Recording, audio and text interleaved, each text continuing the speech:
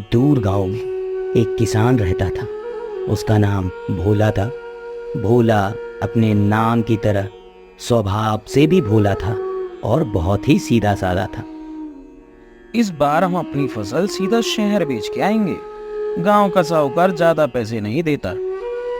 पर मामा, हम लोग तो शहर में किसी को जानते ही नहीं हैं।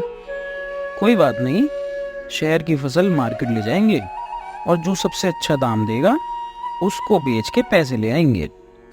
भोला शहर की ओर निकल पड़ता है। शहर पहुंचकर अलग अलग दुकानों से अपने फसलों की कीमतें पता करने लगता है। ये गेहूं की 40 टन फसल का कितना दोगे? भैया मैं तो इसके 40,000 दे दूंगा। मैं इस गेहूं के 50,000 दे सकता हूँ।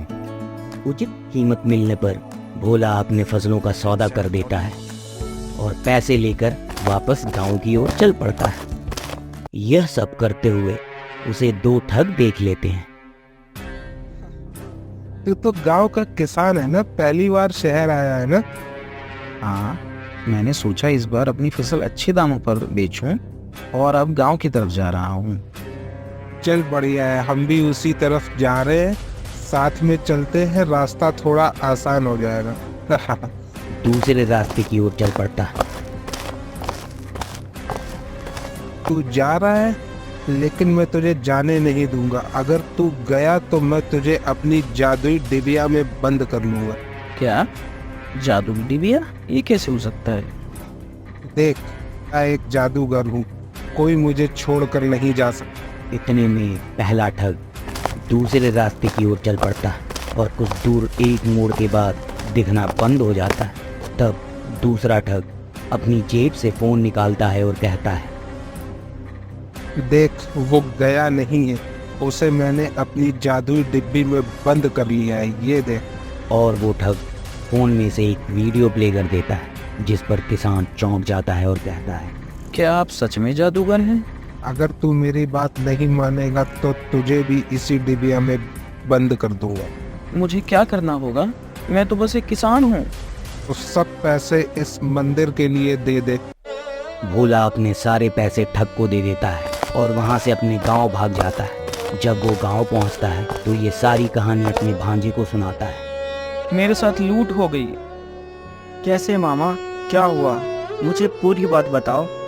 भोला की बातें सुनकर भांजा सब कुछ समझ जाता है क्योंकि उसे मोबाइल फ़ोन के बारे में सब कुछ पता था। तब वो भोला से कहता है, मामा, वो जादूगर नहीं, ठग था। उसने आपको मोबाइल दिखा के बेवकूफ़ बनाया। अब हमें उसे सबक सिखाना होगा। भोला वापस शहर जाकर ठगों को ढूंढता है। बहुत दिनों के बाद अनाज बाजार में उसे एक ठग दिखाई देता है। तब वो ठग के पास जाकर कहता है, जादूगर साहब, मुझे आपसे बात करनी है। किस बात की? गांव में एक दुश्मन है, आप उसे अपनी जादुई डिब्बी में बंद कर सकते हो क्या? पर कैसे? मैं आपको ढेर सारे पैसे दूंगा। ठग को लालच आ जाता है और वो भोला के साथ गांव जाने को तैयार भी हो जाता है। गांव पहुंचकर भोला ठग से कहता है, ठग भैया, मेरे पास भी एक जादुई डिबिया है, देखना चाहोगे? हाँ, दिखाओ। अब मैं इसे पकड़ता हूँ। भोला ठग की गर्दन पकड़कर कोलू ने बैल के साथ बांध देता है और कहता है, अब तू गोल गोल घूम। नहीं, मुझे छोड़ दो। नहीं, तुमने जो किया है उसका फल तो भुगतना पड़ेगा। यह सब देखकर सभी गांव वाले इकट्ठे हो जाते हैं, पर भोला डंडा उठाकर सीधा ठग को मारना शुरू कर देता है। दर्द में चिल्लाते हुए ठग भोला से कहता है, मुझे छोड़ दो, जो तुम कहोगे वो मैं करूँगा। अपने भाई को जिसको तुमने कैद किया था उसे फोन करो और बोलो कि गांव में एक गरीब किसान अपनी सारी जमीन कौड़ियों के भाव बेच रहा है, तो शहर में जितना भी पैसा है सब लेके आ जाए। और अगले ही दिन दूसरा ठग सारे पैसे इकट्ठे करके भोला के गांव पहुंच जाता है। उसे देखकर भोला उसे गांव के बाहर ही पकड़ लेता है और बैल के साथ कोलू में बांध देता है।